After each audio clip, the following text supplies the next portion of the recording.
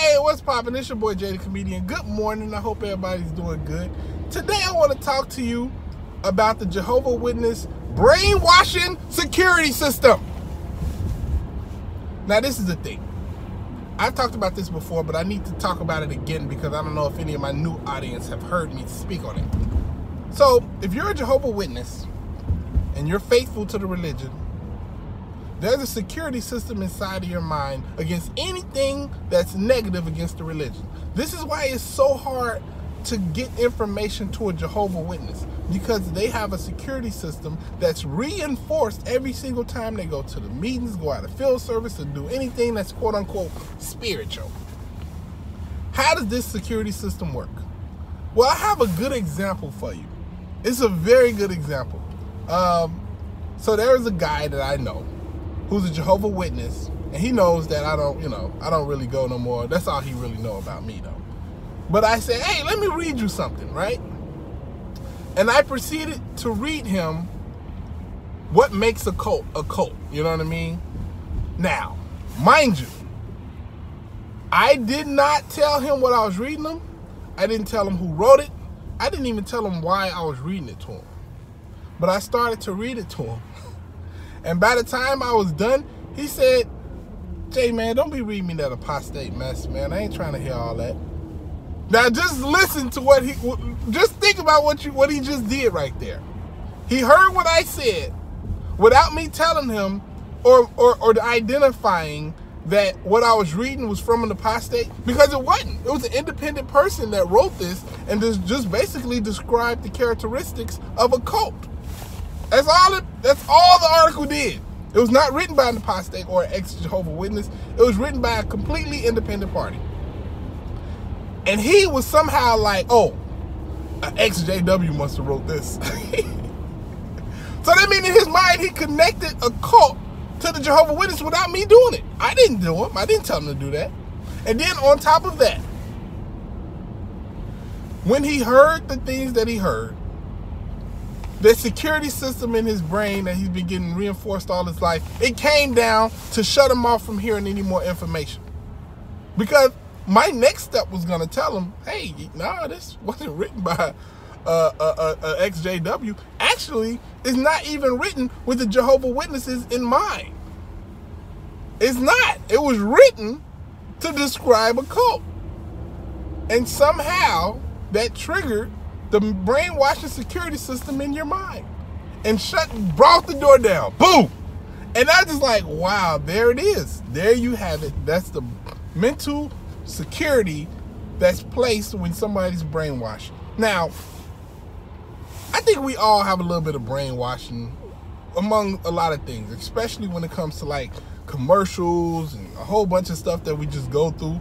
There are certain things in life you just accept, and once you accept it, that's it. You know, you can't take in any more information.8If you hear any information contrary to that information right there, you shut it down and you don't listen to it no more. Because any good brainwashing has to have a security system, you know?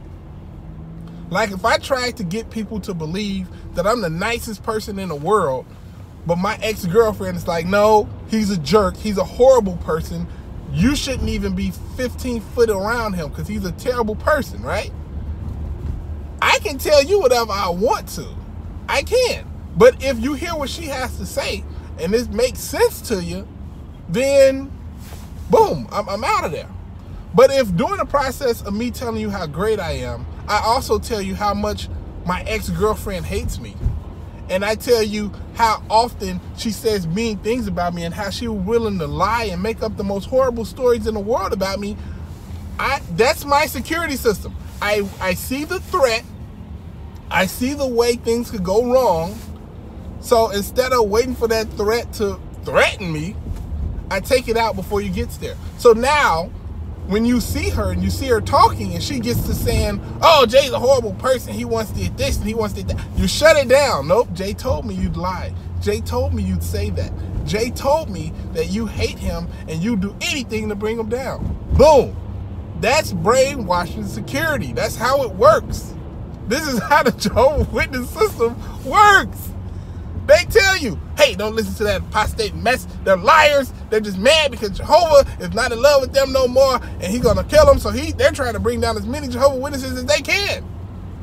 No, that is just not true. They see the problem. The reason that being an apostate or speaking against the Holy Spirit is the one unforgivable sin is for several reasons. One is to not do it. They keep you shut up. Like it's the one thing that if you do, you're gonna lose your family and friends. So don't say nothing, don't do nothing. So boom, that's one way. But if you don't care and you're ready to make that step and still become somebody who speaks out against the Watchtower organization, then boom, all right, cool. Now we're gonna cut off your family and friends. There you go. No family and friends. And then that keeps your family and friends from listening to you, from hearing the message, from hearing the experience. Hey, this happened to me. This is not some apostate propaganda. This is me telling you exactly what happened to me during my time as a Jehovah Witness. I ain't trying to hear all that. I don't want to hear your apostate lies. Like, wait a minute. This is not lies. These are truths. If anything, they're lying. And I can show you where they're lying. You want to show me where Watchtower is lying? The mouthpiece of God on earth? Don't believe it.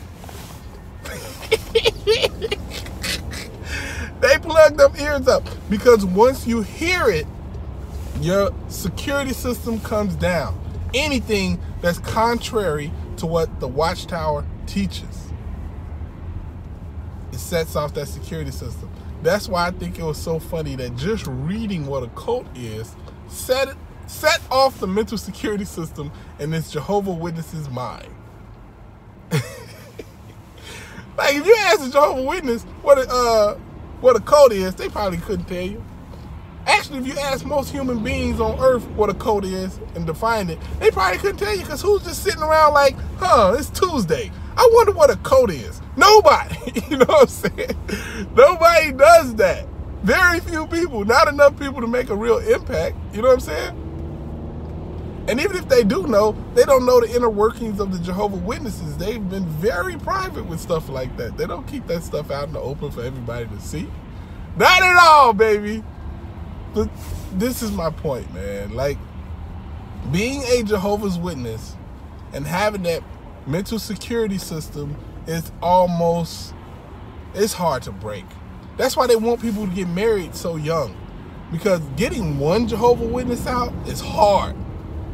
Getting two Jehovah Witnesses out that's tied together through marriage or children or whatever, it's rough. But there is a way to do it, and I'll tell you how. You have to get people, you have to figure out a way not to trigger that door. You have to get around that door. You know what I mean? And everybody has that door, especially people that's like really religious or whatever. Like, if I were to come out and say, the Bible is trash and God doesn't exist, boom! You could literally feel that door come down if you're a religious person. Say, wait a minute now, Jay. Now, the Jehovah Witnesses is wrong, but you ain't gonna sit here and believe that the Bible is wrong and that God don't exist. Nah, see, now you're going too far, Jay. But I don't even believe that. I absolutely believe in the Bible, and I absolutely believe that God exists and he's Jehovah. Now, some people can feel that door opening up. Like, they're like, wait, no, we can listen to him again because, look, he's saying things that's in line with what I believe. I don't have to shut him off. Actually, I'm not. I'm just showing you how your mental door works. I'm an atheist. I don't believe none of that stuff in the Bible is definitely not real. But I'm proving the point to you. You know what I'm saying? I'm just proving the point to get you to feel what that brainwashing door feels like when it comes down in your head. Because usually it's a reaction that comes with it. When somebody says something contrary to your line of belief, to something that you've accepted years ago to be true and to be like, this is the way it is, when you hear something contrary to that, you can feel yourself, oh, no, what if, nope, You can feel it. You can feel it. And when you feel that, You don't want to hear nothing. You ain't trying to hear nothing contrary. But just know it's like breathing. When you're not thinking about it, you can breathe pretty easily. You know what I mean? And when you do think about it, you realize you can control how you breathe. Like, look, I'm just hold my breath. There you go.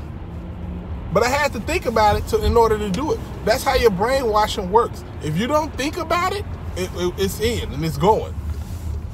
But if you say, you know what?